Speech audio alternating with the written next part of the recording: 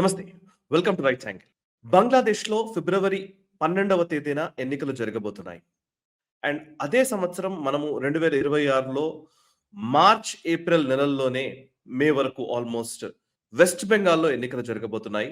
And అటు అస్సాంలో కూడా ఎన్నికలు నిర్వహించబోతున్నారు. ముఖ్యంగా ఈశాన్య రాష్ట్రాల్లోని ఈ 2 రాష్ట్రాలు, ఇటు సౌత్ ఇండియాకి సంబంధించి చూసినట్లయితే తమిళనాడు, కేరళ, పుదుచ్చేరిలో కూడా ఎలక్షన్స్ జరగబోతున్నాయి. సరే, తమిళనాడు, కేరళ పెద్ద ప్రభావం ఉండకపోవచ్చు కానీ, బట్ బంగ్లాదేశ్‌లో ఎన్నికలు జరిగిన సరిగ్గా నెల, 2 నెలలకే ఇటు అస్సాంలోను, అటు వెస్ట్ బెంగాల్‌లోను ఎన్నికలు నిర్వహించబోతున్నారు. సో, ఈ నేపథ్యంలో మొత్తంగా చెప్పాలంటే భారతదేశానికి ఈస్టర్న్ పార్ట్‌లో, తూర్పు వైపున ఉన్నటువంటి భూభాగంలో ఎన్నికల హడావుడి ఒక రకంగా చెప్పాలంటే ఒక మారణ హోమం వైపు అడుగులు వేస్తోందా అనిపిస్తోంది. సో, అట్లాంటి చర్యలే స్పష్టంగా కనబడుతున్నాయి.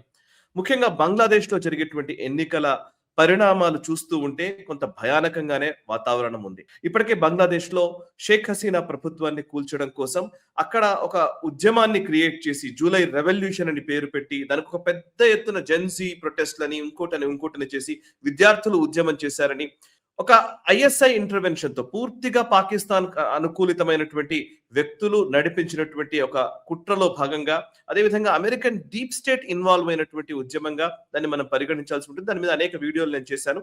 సో, షేక్ హసీనా ప్రభుత్వాన్ని మొత్తానికి కూల్చేశారు. 2024 నుంచి ఒక 1-2 ఇయర్స్ లో మొత్తంగా చెప్పాలంటే బంగ్లాదేశ్ అంతా కూడా భారత కంట్రోల్ నుంచి దాటిపోయిన పరిస్థితే. అండ్ పూర్తిగా పాకిస్తాన్ కంట్రోల్లోకి వెళ్ళడానికి మార్గం సుగమం అవుతోందా అని అనిపించేటువంటి తరుణంలో ప్రస్తుతం మనం ఉన్నాం.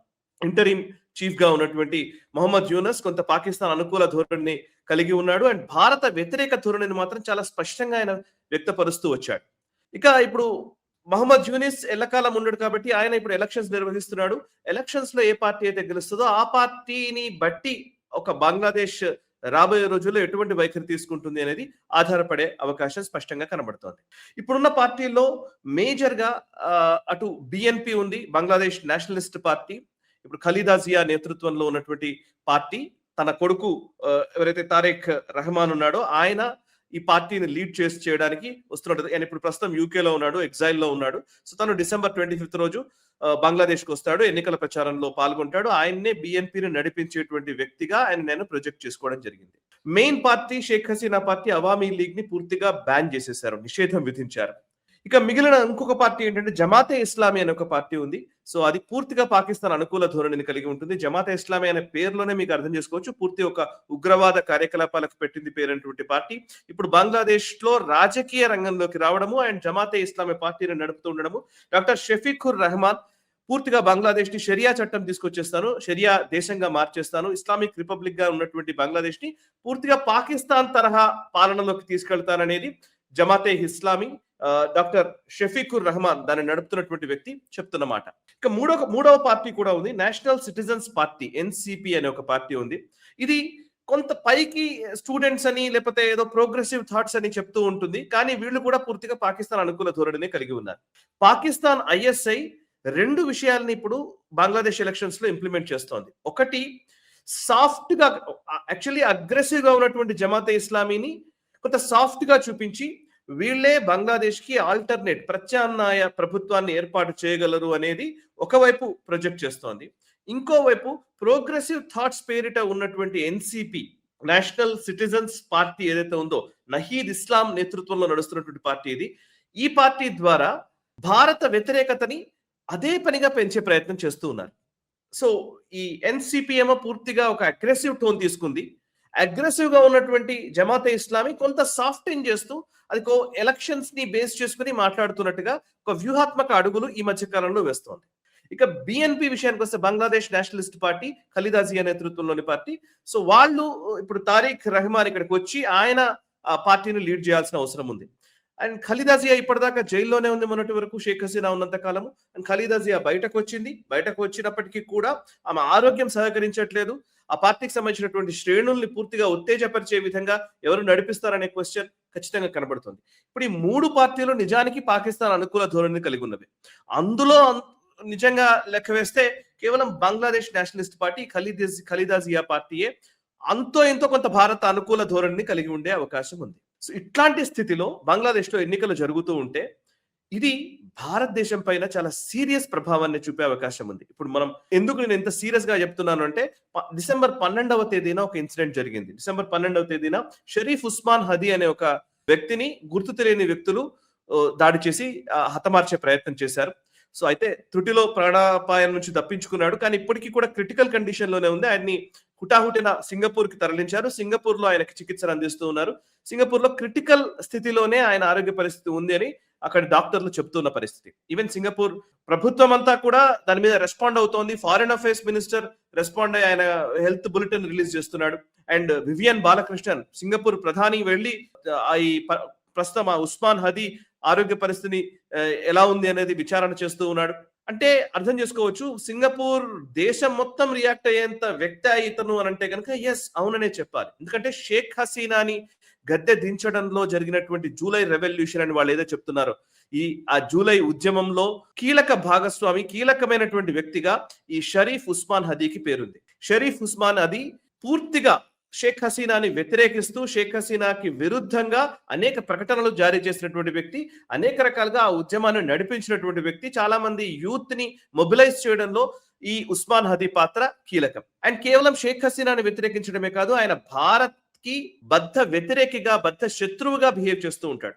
ఎప్పుడైతే మొన్న డిసెంబర్ 12వ తేదీన ఆయన ఒక ఎలక్షన్ ర్యాలీలో పాల్గొన్నాడు. ఢాకా 8 కాన్స్టిట్యుయెన్సీ నుంచి ఆయన ఇండిపెండెంట్ అభ్యర్థిగా పోటీ చేస్తున్నాడు. ఈ ఇండిపెండెంట్ అభ్యర్థిగా పోటీ చేస్తున్నటువంటి ఇతను షరీఫ్ ఉస్మాన్ హదీ ఇంక్విలాబ్ మంచ్ అనే ఒక సంస్థను నడుపుతాడు. ఇంక్విలాబ్ మంచ్ ద్వారానే ఆయన తన కార్యకలాపాలు నడుపుతూ ఉంటాడు. తనకు విపరీతమైన పాపులారిటీ కూడా ఉంది యూత్ లో, ముఖ్యంగా బంగ్లాదేశ్ లో. సో అతని పైన అసాసినేషన్ అటెంప్ట్ జరిగింది. అతని పైన హత్యాయత్నం జరిగింది డిసెంబర్ 12వ తేదీన. హత్యాయత్నానికి కొన్ని గంటల ముందే అతను ఉస్మాన్ హదీ గ్రేటర్ బంగ్లాదేశ్ పేరిట ఒక మ్యాప్ ని తన సోషల్ మీడియా మాధ్యమాల్లో విడుదల చేశాడు. గ్రేటర్ బంగ్లాదేశ్ అనే కాన్సెప్ట్ మీకు తెలుసు, ఇంతకు ముందు కూడా నేను చెప్పాను. అండ్ ఆర్ట్ ఆఫ్ ట్రయంఫ్ అనే ఒక బుక్ ని ఇస్తూ మన మహమ్మద్ యూనిస్ పాకిస్తాన్ ఆర్మీ అధికారికి గిఫ్ట్ చేసిన సందర్భము అండ్ గ్రేటర్ బంగ్లాదేశ్ మ్యాప్ ని దాంట్లో పెట్టడము. గ్రేటర్ బంగ్లాదేశ్ అనే కాన్సెప్ట్ ని ఈ మధ్య కాలంలో గత 1-2 ఇయర్స్ లో దీన్ని ఎక్కువగా ఫ్లోట్ చేస్తూ ఉన్నారు. అంటే ఏంటంటే భారతదేశంలోని మన ఈశాన్య రాష్ట్రాలని కొన్నిటిని కలుపుకొని అండ్ వెస్ట్ బెంగాల్ ని కలుపుకొని బంగ్లాదేశ్ ఇప్పుడున్న మ్యాప్ కాకుండా ఇంకాస్త విస్తృతపరిచే ఒక విస్తారమైనటువంటి బంగ్లాదేశ్ కి సంబంధించినటువంటి ఒక స్వప్నాన్ని ఇప్పుడు ఫ్లోట్ చేసే ప్రయత్నం చేస్తూ ఉన్నారు. ఆ ప్రయత్నంలో భాగంగానే గ్రేటర్ బంగ్లాదేశ్ మ్యాప్ ని పదే పదే చూపిస్తూ వస్తున్నారు. సో గ్రేటర్ బంగ్లాదేశ్ మ్యాప్ ని ఎప్పుడైతే సోషల్ మీడియాలో ఆయన పోస్ట్ చేశాడో, పోస్ట్ చేసిన కొన్ని గంటల్లోనే అతని పైన హత్యాయత్నం జరిగింది. సరే, ఈ హత్యాయత్నానికి కారణం భారత్ అని చెప్పేసి అక్కడ ఉన్న వాళ్ళు ఆరోపిస్తూ ఉన్నారు. అండ్ భారత్ కి ఎవరైతే కాల్పులు జరిపిన వాళ్ళు ఉన్నారో వాళ్ళు భారత్ లోని ఈశాన్య రాష్ట్రాలకు వచ్చారు, సిక్కింలో తలదాచుకుంటున్నారు, వాళ్ళని వెంటనే మాకు అప్పగించాలి అని చెప్పేసి వాళ్ళు ఒక స్టేట్మెంట్స్ కూడా ఇస్తూ ఉన్నారు. అండ్ అంతేకాదు భారతదేశం వాళ్ళకి శరణు కల్పిస్తోంది. ఈవెన్ షేక్ హసీనాని కూడా మన దగ్గరనే పెట్టుకున్నాము. అండ్ బంగ్లాదేశ్ లో అస్థిర వాతావరణం క్రియేట్ చేసే వాళ్ళందరినీ కూడా ప్రేరేపిస్తోంది భారతదేశము. అండ్ అక్కడ ఉన్న వాళ్ళందరినీ కూడా వాళ్ళకి ఆశ్రయం కల్పిస్తోంది భారతదేశం అనే ఒక ఆరోపణను చేస్తూ ఉన్నారు. ఓవరాల్ గా బంగ్లాదేశ్ ఎన్నికల్లో పూర్తిగా చెప్పాలంటే భారత వ్యతిరేక ధోరణి ముఖ్యమైన ఎజెండాగా కనబడుతోంది. బంగ్లాదేశ్ ఎలక్షన్స్ లో ఏ పార్టీ నాయకుడైనా సరే భారత్ తో సన్నిహిత సంబంధాలనే మాటని మాట్లాడితే వాళ్ళకు వ్యతిరేకత వచ్చే అవకాశం ఉండే విధంగా ఒక నేరేటివ్ ని బిల్డ్ చేశారు, ఒక ఎజెండాని ఫిక్స్ చేశారు.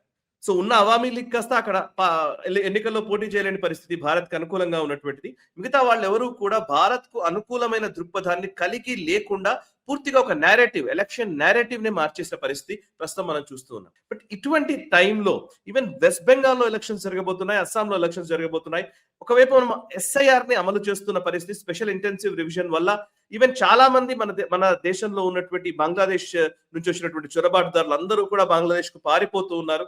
సో ఒక ఇంబ్యాలెన్స్ జరుగుతోంది, ఒక రకమైనటువంటి ఘర్షణ వాతావరణం ఈస్ట్ లో నెలకొంది. ఈ తూర్పులో ఉన్నటువంటి ఈ ఘర్షణ వాతావరణం ఓవైపు ఉన్న టైంలోనే ఈ ఉస్మాన్ హదీని చంపడానికి ఎవరో ప్రయత్నం చేయడంతో ఇప్పుడు అది ఇంకా తారాస్థాయికి చేరింది.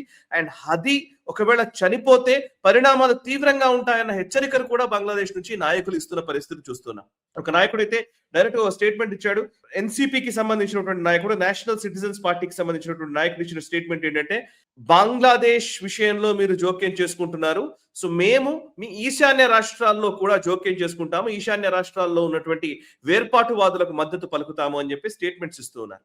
సరే బంగ్లాదేశ్ అనుకున్నంత ఈజీగా భారతదేశంలో అస్థిరత క్రియేట్ చేస్తుందా అంటే అంత సీన్ లేకపోవచ్చు. భారత ప్రభుత్వం చాలా గట్టిగానే ఉంది అండ్ నిఘాతో మనం వ్యవహరిస్తున్నాము. వాళ్ళు చేస్తున్నటువంటి కార్యకలాపాల్లో ప్రతి దాంట్లో కూడా మన అసెట్స్ కూడా అక్కడ ఖచ్చితంగా పనిచేస్తున్నాయి. No doubt about it. But still రాబోయే 3-4 నెలలు అంటే నెక్స్ట్ 6 మంత్స్ వరకు అయితే నెక్స్ట్ మే జూన్ వరకు కూడా పరిణామాలు చాలా తీవ్రంగా ఉండబోతున్నాయి. ఎప్పుడు ఎటువంటి ఘటన జరుగుతుంది అని మనం వేచి చూడాల్సిన పరిస్థితే. ఇట్లాంటి టైంలో భారతదేశంలో అస్థిరత క్రియేట్ చేసే విధంగా విపక్షాలు కానీ ఇంకొకరు కానీ మాట్లాడుతున్నప్పుడు కొంత నేషనల్ ఇంట్రెస్ట్ ని దృష్టిలో ఉంచుకొని మాట్లాడవలసిందిగా విజ్ఞప్తి చేయాల్సిన సందర్భం ఇది. అండ్ ఈశాన్య రాష్ట్రాల్లో ఇప్పుడు యాక్చువల్లీ నిజంగా పాకిస్తాన్ ఏదైనా దుశ్చర్యకు పాల్పడితే పాకిస్తాన్ మీద 1కి 10 దెబ్బలు భారతదేశం వేస్తుందన్న విషయం వాళ్ళకు కూడా తెలుసు. అందుకే వాళ్ళు టర్కీని వేదికగా ఎంచుకుంటున్నారు. ఇప్పుడు బంగ్లాదేశ్ ని కూడా వేదికగా ఎంచుకుంటున్నారు. బంగ్లాదేశ్ ద్వారా మనలో అస్థిరత క్రియేట్ చేయడం, బంగ్లాదేశ్ ద్వారా మనలో అటాక్ చేసే విధంగా చేయడం అనే దాని గురించి వాళ్ళు ప్రయత్నాలు చేస్తున్నారు. ఈ నేపథ్యంలో బంగ్లాదేశ్ ఎన్నికలు కీలకం కాబోతున్నాయి. ఈ ఉస్మాన్ హదీ పరిస్థితి కూడా విషమంగా ఉన్న నేపథ్యంలో ఎటువంటి అప్డేట్స్ ఉంటాయి, ఏం జరుగుతుంది, ఏం జరిగినా ఇప్పుడు కన్సర్న్ ఎందుకు, అసలు బంగ్లాదేశ్ లో ఏం జరిగితే మనకేంటి అని అనుకోకుండా అసలు కన్సర్న్ ఏంటంటే బంగ్లాదేశ్ లో అస్థిరత ఉంది అని అంటే బంగ్లాదేశ్ లో ఇప్పటికీ కోట్లాది మంది హిందువులు ఇంకా ఇప్పుడు అక్కడ నివసిస్తూ ఉన్నారు. కోట్లాది మంది హిందువులు మన హిందూ ఆలయాలు అక్కడ కొన్ని ఉన్నాయి.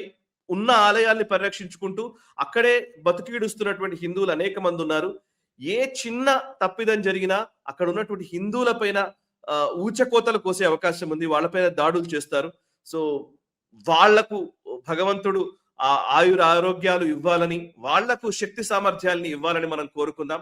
వాళ్ళ పక్షాన మనం మన వాణిని వినిపిద్దాం. అండ్ వాళ్ళకు అనుకూలంగా బంగ్లాదేశ్ లో ఉన్నటువంటి మన హిందువులకు అనుకూలంగా లేదా వాళ్లకు మద్దతుగా, వాళ్లకు సంఘీభావంగా మీరు కూడా మీ అభిప్రాయాల్ని కామెంట్స్ ద్వారా తెలియజేయండి. ఈ వీడియో నచ్చితే లైక్ చేయండి, 10 మందికి షేర్ చేయండి. కామెంట్స్ ద్వారా మీ అభిప్రాయాలు మాతో పంచుకోండి. మనసా వాచా కర్మణ, దేశహితం కోసం నేషనలిస్ట్ హబ్. ఈ వీడియో మీకు నచ్చినట్టయితే లైక్ చేయండి, 10 మందికి షేర్ చేయండి. అలాగే కామెంట్ల రూపంలో మీ అభిప్రాయాలను మాతో పంచుకోండి. Nationalist hub group of channels ను సబ్స్క్రైబ్ చేసుకుని తెలుగునాట జాతీయవాద జర్నలిజాన్ని ప్రోత్సహించండి. ఈ వీడియో కింద ఉన్న బెల్ ఐకాన్ పై క్లిక్ చేయడం మర్చిపోవద్దు.